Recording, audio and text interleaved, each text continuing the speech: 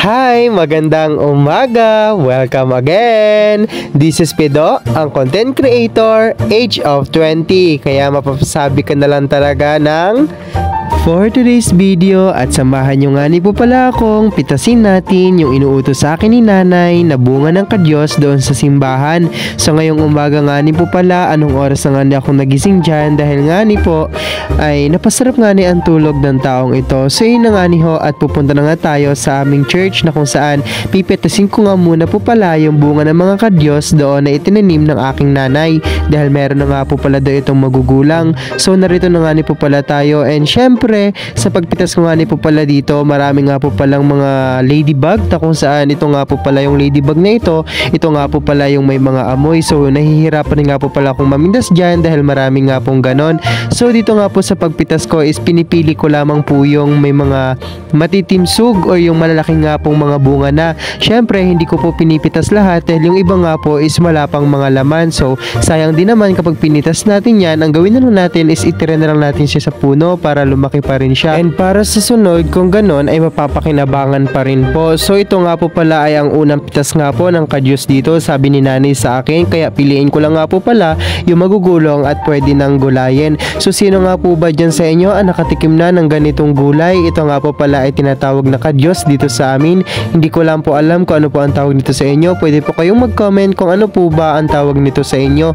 Itong kadyos nga po pala na ito ay merong iba't ibang variety or may iba't ibang color na kung saan may violet, may white, may green, ganun po. So kapag violet po yung kadyos na inyong nakain, kapag niluto po ito, yung sabaw po niya is magiging violet din. So itong pinitas ko po ngayon is ito po ay may kulay po siya na violet and ito na nga po pala yung aking napitas at napuno ko rin po yung isang lagayan namin. So ito nga po pala ay marami-rami na rin kapag nahimay and syempre masarap nga po pala ito kapag niluto po siya sa bulanglang, lalagyan po siya ng iba't ibang talbos. So sa pagkakataon pong ito ay nagsibak po muna tayo dyan ng kahoy dahil wala lang nga po pala kaming gagamitin kapag hindi po ako nagsibak ng kahoy. So ganun rin nga po pala sa pagkakataong ito ay napapaisip po talaga ako kung ano ba ang magandang gawin uli ngayong araw dahil kahapon nga po ay umakyat po tayo ng bundok para mag-relax kahit papaunting oras lamang and sunod ko namang naisip na parang ang sarap namang maligo naman ngayon sa ilog dahil sakto nga po ngayong araw ay napakainit po talaga ng panahon and syempre hindi po tayo pupunta ng ilog na wala po tayong babaunin.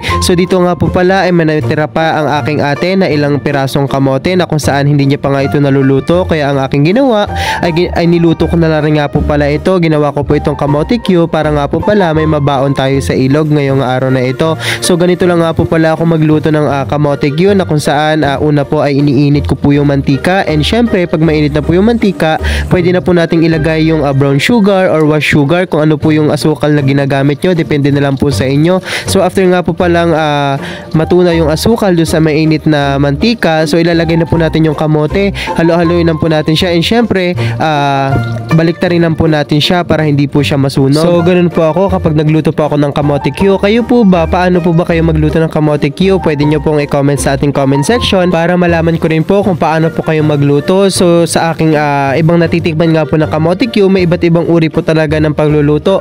Minsan po yung asukal is tunaw na tunaw po siya na kung saan hindi po makapit yung asukal doon sa kamote natin. So ako po is ganito po ako magluto, buo-buo po yung asukal, then kapit na kapit po talaga yung asukal doon sa ating kamote. So pag ako rin nga po pala nagluluto is hindi ko po hinuhugasan yung kamote bago po siya lutuin. Kailangan po is hindi po siya basa para hindi rin po siya matako sa mantika. So after that nga po is pagkatapos ko nga po magluto, nagready na rin nga po pala ako and ngayon nga po pala ay pupunta na tayo sa ilog. So hindi nyo po natatanong, dito nga po pala sa amin ay may ilog nga po pala dito sa amin sa Barangay San Vicente na kung saan ang ilog po dito is sobrang lawak po talaga and yung ilog po namin dito sa Barangay San Vicente ay may dalawang pinatutunguhan po. Meron po dun sa Sitio Tagascan and syempre po yung isang ilog po namin is dito po nanggagaling sa Sitio Taugadi. So kung napapansin nyo nga po pala na ako uli mag-isa, dito nga po pala itinatawag ko nga po pala yung aking kaibigan na si Nelcar dahil kanina chinat niya nga po pala ako na sasama daw po siya sa aking pagligo. So kanina po is pinuntahan ko po siya sa kanila is wala po siya doon kaya no choice ako naman po muli mag-isa na kung saan ako uli mag-isa ang pupunta sa ilog. So ngayon isamahan nyo nga po pala ako at malapit na nga po pala tayo sa ilog dito sa amin sa Barangay San Vicente. Itong ilog nga po pala namin dito ay malinis na rin siya. Hindi kagaya dati na kung saan is ito nga po pala ay nahihibasan po talaga ng tubig. Kapag mahina po ang tubig is madumi madumi po siya. Pero ngayon sa pagkakataon ngayon dahil ilang araw ding umulan dito sa amin is bumaha, and syempre naging malakas na yung agos ng ilog at maging malino na po talaga siya. So ngayon po isamahan niyo po ako na maligo, and syempre kung gusto niyo po pumunta dito sa aming barangay is welcome na welcome po kayo.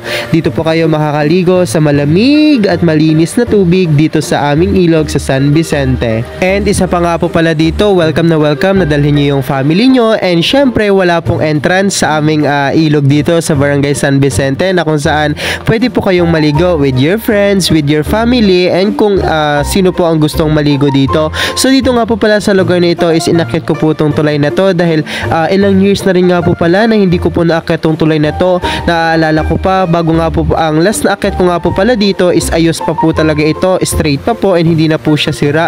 So ngayon po dahil nga po ilang baha na ang dumaan naging malakas, ito nga po pala ay unti-unti nang nasira. Itong tulay nga po pala na ito is sobrang tagal na po talaga ito. Ito nga po pala yung tulay na kung saan dinadaanan namin dati nung high school pa lang kami. Kapag bumabaha is dito po kami dumadaan. Malayo pa nga po pala. Ito nga po pala yung pinaka-shortcut namin papunta nga po sa San Vicente National High School. Pero ngayon po parang mahirap na po siyang daanan dahil nga po isira na po yung daanan niya. So mga bakal na lang po talaga yung maaapakan mo. So dito nga po pala, and syempre ipapakita ko po sa inyo yung magandang view talaga ng ating ilog dito sa barangay San Vicente. Kung nakikita nyo nga po pala, kulay green yung kulay ng tubig natin. May part na malalim, may part na mababa. So dito rin nga po pala is pinaiikutan po siya ng malalaki at matataas na puno, and syempre meron po ditong matataas na kabundukan. So sa part na nga po pala na ito, ligong-ligo na po talaga ang taong ito. Pero bago nga po pala tayo maligo, syempre kainin muna natin yung dala natin, ganun lang. So dito nga po pala is as nag-start na nga ni po pala akong magtimpla ng ating kape. Syempre hindi mawawala ang ating kape kapag tayo ilalayas. So dito nga po pala yung tumbler ko is nilagyan ko na rin nga po pala siya ng mainit na tubig dahil itong tumbler ko nga po pala is Aqua Plus. Pwede mo po siyang lagyan ng mainit na tubig at hindi po siya lalamig. So sa part po na ito is nakapagtimpla na po tayo ng kape, and syempre kakainin na po natin yung kinain nating kamote Q. So sa part po talaga na ito is nare-refresh na po ulit yung aking sarili dahil sabi ko sa wakas talaga is first time ko nga po ulit maligo dito sa aming ilog, na kung saan simula nag-start ang pasukan is hindi na po talaga ako nakakaligo dito.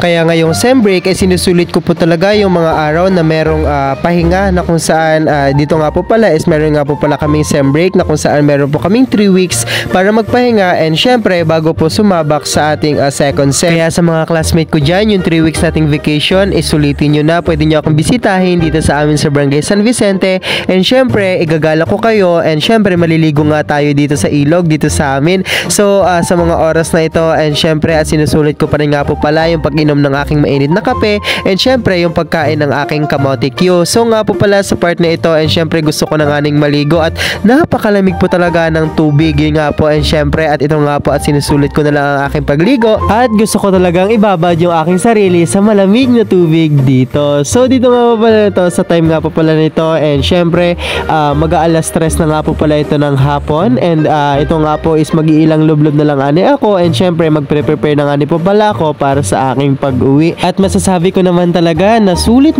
ko po talaga uli ngayong araw, na kung saan kahapon isulit na sulit ko rin yung pag-akyat ko and pag-picnic ko sa taas ng bundok, and syempre masusulitin ko nga ni po pala ngayong araw sa pagligo ko ngayon dito sa ilog. So nag-iisip pa nga po pala ako kung saan nga po pala ang next na aking pupuntahan, na kung saan gusto ko po talagang ma-relax sa vacation na ito, and no stress po talagang mangyayari sa aking buhay. Kaya sa mga kabataan na kagaya ko, kapag meron kayong mga free time, gawin yung mas maging masaya ang free time nyo dahil hindi nga po pala yan mauulit kapag lumampas na yung araw. So ako nga po pala ay ganun po talaga yung ginagawa ko kapag may free time po talaga ako. Ginagawa ko po talagang mas maging masaya or pasayahin yung sarili ko dahil wala nga po pala magpapasaya sa akin kundi ang sarili ko lang rin. So hanggang dito na lang nga po pala ang aking video for today's video. Maraming salamat po sa inyo sa pagsama sa araw na ito. So please follow, like, and share po. Then sa ating YouTube channels, meron po tayo Rapido Vlogs. Bye-bye!